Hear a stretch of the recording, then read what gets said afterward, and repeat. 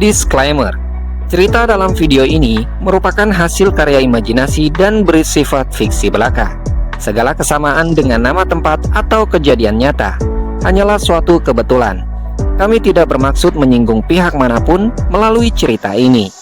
Cerita dan gambar yang kami sajikan hanyalah bersifat hiburan untuk mempermudah penonton dalam memahami isi cerita, dan bukan ajakan untuk meniru tindakan apapun yang digambarkan dalam video. Penonton diharapkan dapat membedakan dengan bijak antara realitas dengan fiksi. I feel like I'm losing my mind. Is everybody in the world blind? Please Lord give me a sign, a sign. Gimana Sobat Klonime? Sudah tonton chapter 1 dan 2 sampai akhir kan? Kalau gitu, Yui akan melanjutkan kembali manhwa yang berjudul Setelah 10 tahun menebang kayu bakar, para wanita immortal seabadi memohon satu demi satu untuk menjadi muridku. Namun seperti biasa sebelum Yui mulai ceritanya, Yui ingin berterima kasih kepada seluruh Sobat Klonime yang telah mendukung dan memberikan apresiasinya untuk terus menyemangati Yui dalam menggarap setiap cerita dan terus upload. Yui juga ingin mengingatkan kembali, buat yang baru gabung di Klonime, jangan lupa untuk support channel Klonime dengan cara like, komen, dan subscribe. Sobat juga bisa apresiasikan Yui dengan cara traktir Yui secangkir kopi hangat pada link yang tertera di deskripsi video, agar Yui lebih semangat lagi untuk menceritakan lanjutannya, dan sobat juga tidak ketinggalan video-video terbaru lainnya. Kopi hangat sudah menantikan sobat? Kita langsung aja on the story. Kemudian adegan kembali beralih, di mana tepat pada malam itu, Su yang ternyata masih terjaga tengah membuka kitab sambil belajar di kamarnya. Dirinya membuka beberapa lembaran kertas yang tengah dibacanya dari kitab yang diberikan Master Bai. Namun tiba-tiba di tengah belajarnya saat itu, ia sontak saja langsung menutup kitab tersebut. Dirinya tampak menyadari sesuatu yang mencurigakan, di mana ia merasakan ada beberapa orang yang datang dan mencoba untuk mengacaukan puncak King Luan serta ingin bertindak jahat malam itu. Mengetahui bahwa yang berkunjung adalah orang asing, maka Su langsung bergegas menuju pintu dan keluar kamarnya. Sambil melihat keluar jendela di balik pintu, dirinya berkata dalam hati bahwa ia akan memberi pelajaran bagi siapapun orang yang datang dan berusaha mengacau di King Luan. Dan terlihat sebuah beraksi sambil tersenyum licik. Tiba-tiba saja kedua siswa tersebut dikejutkan dengan seseorang yang datang. Mereka menoleh ke arah seseorang yang menanyakan nama mereka, sambil dari kejauhan mengeluarkan sebuah aura dahsyat. Sontak saja, hal tersebut membuat kedua siswa itu menjadi panik. Salah satu di antara mereka berkata, bagaimana bisa di dalam puncak King Luan ada seorang gadis selain instruktur Bai? Dan salah seorang lainnya juga berkata kepada rekannya tersebut, dirinya telah mengetahui bahwa seorang gadis yang berasal dari Departemen Ilmu Pedang dengan bodohnya telah meninggalkan departemen itu hanya untuk memihak dan menyembah Bai Luochen. Dengan sikap angkuh dan sombong mereka berdua, kedua siswa Departemen Beastaming tersebut meremehkan Su dan berkata bahwa Su sebaiknya tidak perlu ikut campur urusan orang lain, dan mereka mengusir Su agar sebaiknya kembali tidur ke dalam kamarnya. Dan di sanalah Su yang telah mengeluarkan aura dahsyat ternyata sudah memergoki kedua siswa yang ingin mengacau tersebut. Su berkata kepada kedua siswa tersebut bahwa mereka tidak akan bisa lolos dan menyentuh apapun yang dimiliki oleh gurunya. Mendengar akan hal tersebut, kedua siswa itu tiba-tiba saja menyerang Su sambil mereka berkata bahwa mereka tidak akan sungkan melakukan ini dengan cara yang kasar sekalipun. Kemudian salah satu siswa tersebut langsung beraksi. Dengan serangan cepat, ia berlari dan menyerang datang ke arah Su. Ketika siswa tersebut hampir sampai ke arah Su, ia meremehkan Su dan berkata agar Su jangan sampai pernah menyesalinya. Dan saat itu juga, Su yang melihat serangan siswa tersebut datang ke arahnya, dirinya hanya terdiam dan tak bergerak sedikit pun, sambil menatap ke arah pria itu dengan tatapan mata yang sangat tajam. Namun, sesampainya serangan siswa itu menghampirinya, Su dengan kecepatannya yang tinggi segera menghindar serangan tersebut. Dirinya kemudian tengah memasang sebuah kuda-kuda sambil mempersiapkan serangan tanpa menggunakan auranya. Dan tiba-tiba saja hal yang mengejutkan pun terjadi. Pria yang awalnya angkuh tersebut terpental kepalanya ke atas, di mana dirinya mendapatkan serangan telak yang dahsyat dari tendangan kaki Su ke arah wajahnya.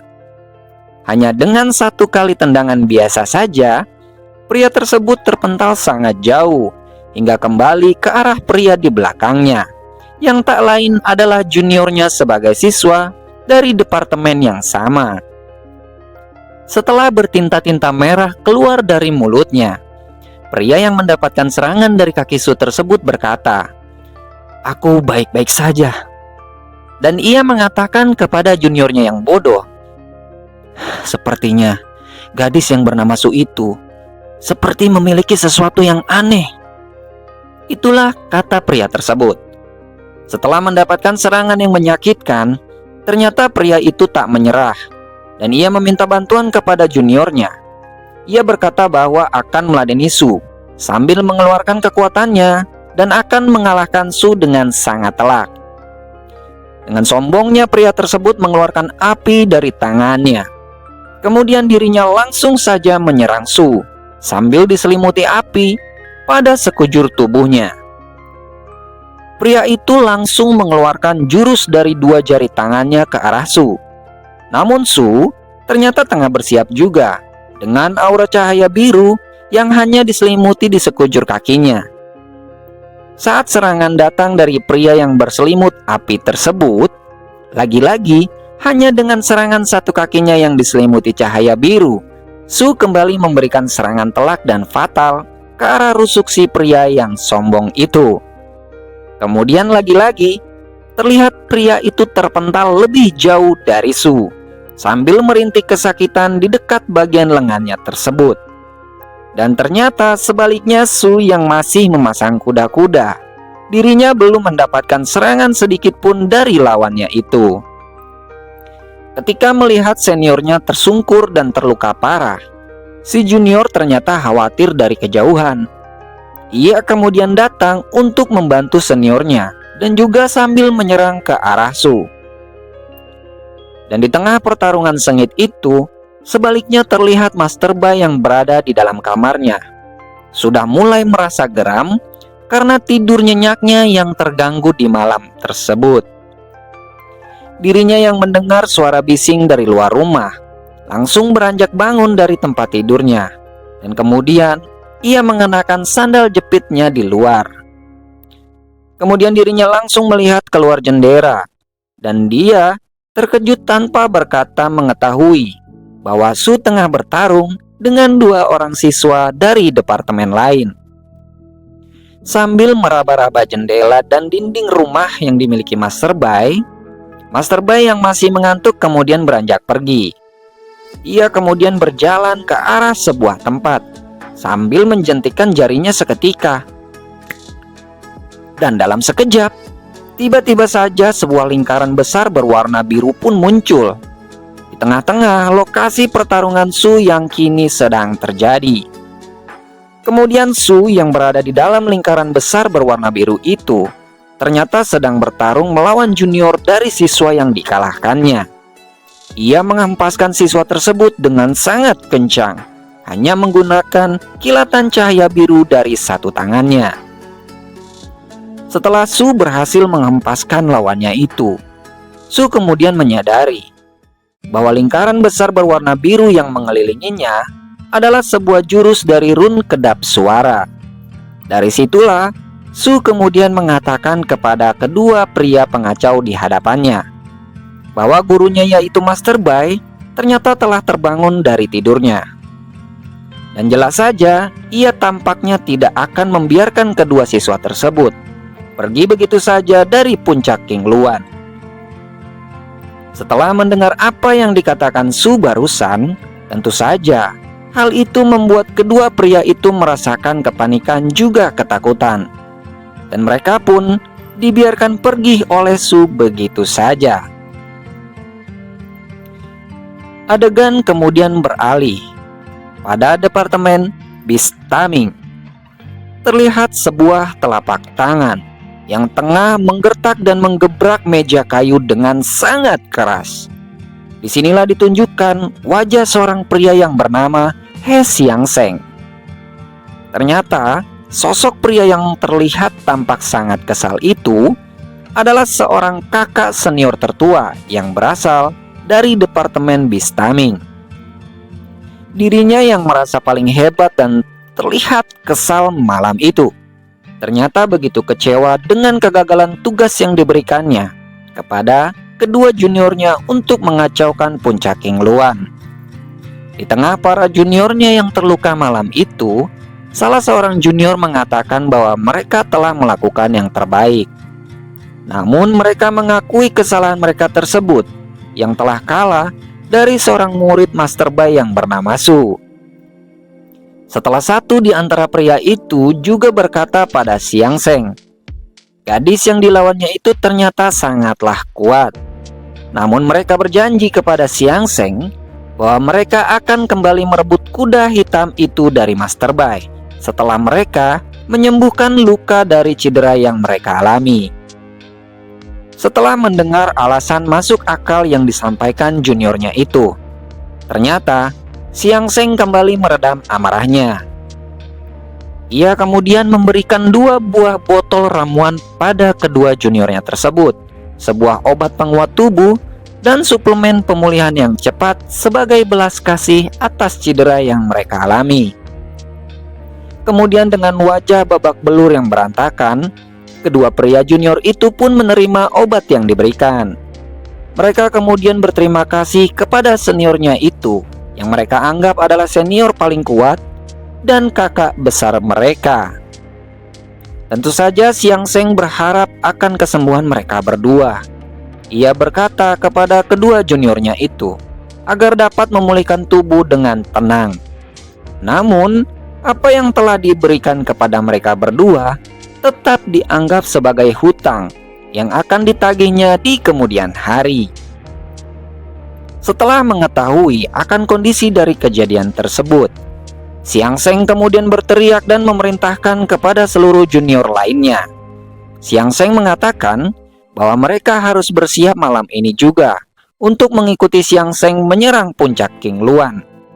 Namun tiba-tiba saja seorang junior dari kejauhan memberikan kabar sambil berlari ke arah Xiangseng.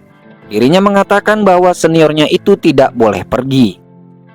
Xiangseng dengan kesal kemudian berhenti untuk mendengarkan juniornya.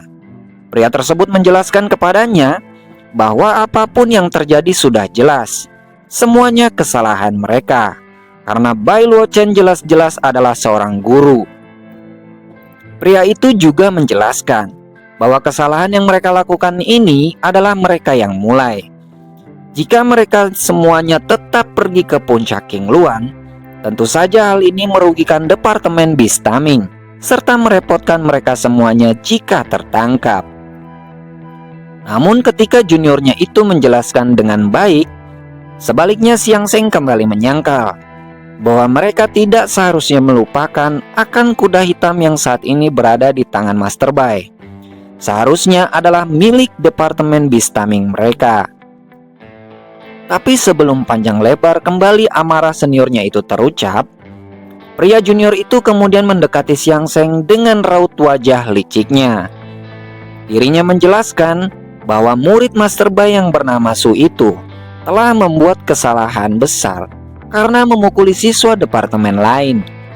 Sehingga hal tersebut dikatakan adalah sebagai sebuah pelanggaran yang amat serius terhadap peraturan akademi. Sambil berbisik mendekati Xiangseng dengan wajah yang licik, juniornya juga menyampaikan sebuah rencana kepadanya. Dirinya mengatakan bahwa mereka harus menunjukkan atas luka perkelahian yang diterima oleh kedua junior mereka dari muridnya yang bernama Su. Maka dengan cara tersebut tentu saja Master Bai sebagai gurunya tidak dapat berkutik dan membela diri. Sehingga pada saat itulah, jika Departemen Bistaming meminta kembali si kuda hitam, maka Master Bai akan membela muridnya tersebut, sehingga dirinya terpaksa menyerahkan kuda hitam di King Luan kepada Bistaming. Itulah sebuah perkataan dan rencana licik yang disampaikan juniornya kepada Xiang Sheng malam itu. Setelah mendengar rencana matang tersebut, kemudian Xiang Sheng bergegas memerintahkan setiap juniornya untuk pergi bersamanya menuju ke gedung aula penegak hukum. Scene pun berpindah pada pemandangan sebuah pegunungan yang diterangi dengan hangatnya mentari pagi hari berikutnya. Di sanalah disoroti sebuah pintu rumah kayu yang berdecit berbunyi dengan suara gesekan ketika dibuka. Krek. Dan terlihat sosok seorang Master Bai tengah keluar pintu rumahnya sambil menghirup udara segar. Ketika dirinya meregangkan sendi-sendi tubuhnya pagi itu, tiba-tiba terdengar seseorang yang menyapanya dan memanggilnya guru. Sambil mengucuk-ngucuk matanya yang masih ngantuk, di sanalah ternyata muridnya Su yang masih tampak kantuk menyapa. Selamat pagi Guru Bai. Oh. Sapa Su dengan wajah sayup. Namun, belum segar wajah Su yang belum terbasuh oleh air, dirinya langsung dikejutkan oleh Master Bai dengan beberapa pertanyaan. Master Bai bertanya kepada Su, apakah Su sudah mempelajari kitab yang diberikannya semalam. Dan dengan wajah gugup berkeringat yang polos, Su justru berkata kepada Master Bai sambil terbata-bata. Ia mengatakan akan kitab yang diberikan padanya telah dibaca sepanjang malam. Namun tampak hatinya berkata, dirinya tak mampu berkata apapun pada sang guru. Karena setelah begitu lama membaca kitab tersebut lebih dari setengah halaman, tentu kini Su tampak terlihat kocak. Akan energi spiritual miliknya malam tadi telah habis seluruhnya dengan cepat ketika belajar. Bahkan Su mengingat kembali akan dirinya membaca kitab malam itu. Meskipun ia telah membaca kitab tersebut lebih dari setengah halaman, namun ia tidak dapat memahami isi serta maksud kitab itu sama sekali. Dan sambil membelah sebatang kayu bakar, Master Bai mengatakan kepada Su dengan bijak bahwa dirinya harus membaca sebanyak mungkin dari yang dipahami terlebih dahulu. Dan ia yang sebagai seorang guru juga takkan mempersulit Su sebagai muridnya untuk mempelajari segala sesuatu yang seharusnya dipahami dengan tidak terburu-buru. Sambil mendengar kembali nasihat dari gurunya di pagi hari itu, Su kemudian menunjukkan wajah linglungnya sambil berkata, "Baik guru, Guru Bai tidak perlu khawatir. Aku akan berusaha pasti untuk memahaminya." Bahwa ia akan berusaha memahaminya, itulah kata Su. Kemudian Su dengan wajah payahnya yang polos ingin berkata, namun baru sepatah dua patah kata diucapkan olehnya, Su kembali terdiam lesu dan berkata dalam hatinya, ia mengetahui sangat jelas bahwa rahasia kultivasi yang diberikan oleh gurunya sangatlah bagus dan luar biasa. Akan tetapi, tetap saja dirinya yang telah membaca begitu banyak hingga setengah halaman lebih, belum juga dapat memahami sedikit pun apa maksud dan isi dari kitab tersebut. Kemudian ketika Master Bai sedang berkeringat sambil membelah kayu, muridnya Su di sebelah mengatakan bahwa ia hanya membaca kitab tersebut setengah halaman. Maaf Master Bai, Su hanya membaca setengah halaman malam tadi. Mendengar perkataan Su baru saja, tiba-tiba Master Bai terkejut menoleh ke arah Su dan memperjelas. Apa katamu? Tanya Bai Luo Chen pada Su. Sambil terlihat murung dan begitu sedih, Su menundukkan wajah sambil mendengar kembali pertanyaan dari gurunya. Su, apakah kamu serius? Kau membaca setengah halaman hanya dalam satu malam? Apa yang sedang terjadi sebenarnya? Mengapa Master Bai tampak bertanya kepada Su sambil berteriak begitu keras? Itulah kelanjutan cerita manhwa chapter 3 kali ini. Tentu saja, Yui akan menceritakan kembali pada chapter selanjutnya. Dan buat kalian yang ingin request cerita lainnya, boleh tuliskan judul lengkap di kolom komentar ya sob. Namun sebelum Yui undur pamit, Yui ingin berterima kasih sekali lagi kepada seluruh penonton yang sudah mendukung channel Clonime dengan menonton video ini dari awal sampai akhir. Dan buat para penikmat Clonime yang baru saja bergabung, Yui ingin mengingatkan kembali agar dukung channel ini dengan cara like, komen, dan subscribe. Serta buat yang ingin memberikan apresiasinya, Yui akan sangat berterima kasih apabila kalian semua telah memberikan Yui secangkir kopi hangat yang tertera di deskripsi video. Sobat juga dapat mendukung Yui di channel Clonime dengan cara memberikan super chats, super thanks, dan super sticker sebagai bentuk dukungan positif untuk Clonime, agar Yui lebih semangat lagi untuk menceritakan kisah-kisah selanjutnya. Sudah waktunya Yui undur pamit. Terima kasih sudah temani Yui dengan secangkir kopi hangatnya. Sampai jumpa lagi di next chapter. Bye-bye.